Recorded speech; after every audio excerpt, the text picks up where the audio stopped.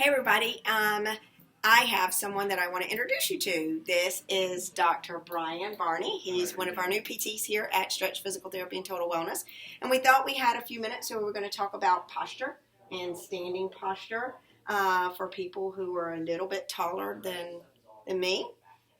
So all of our desks that we have here at Stretch are rolling carts for our clients. And Brian comes in and we have a nice, lovely rolling cart for him, but if you look at his standing posture, for him to be able to work on it, he'd have to stand in this position just to be able to document. So it's really not an appropriate height for him at all. So we want to talk a little bit about what's happening.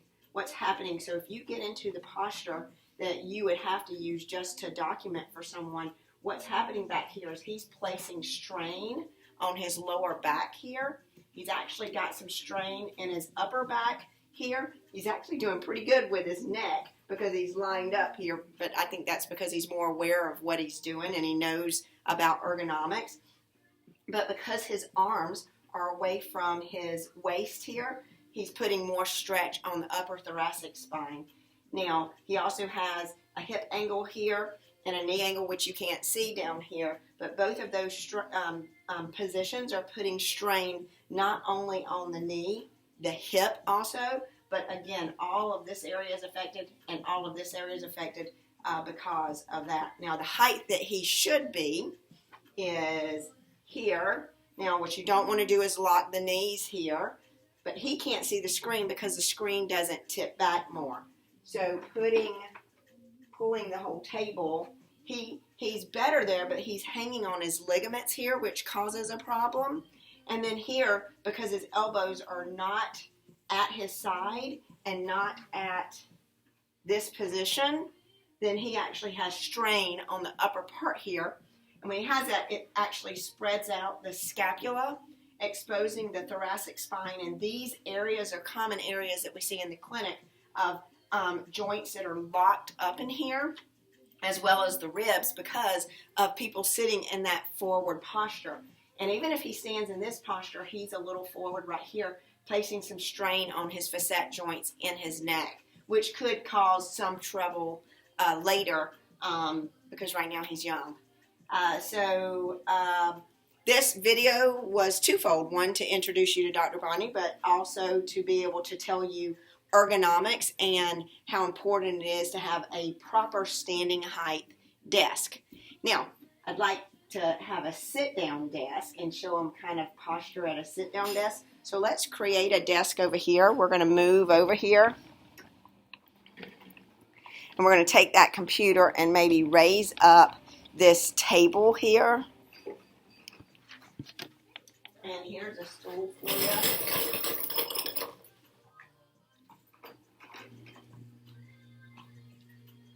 And we're going to set this up maybe at the side here so they can see you from the side. And at first, we're going to set it up to where he's not in good posture, okay? So right here, what's happening, and so his arms are away from his body, so he actually has stress placed right here on his body.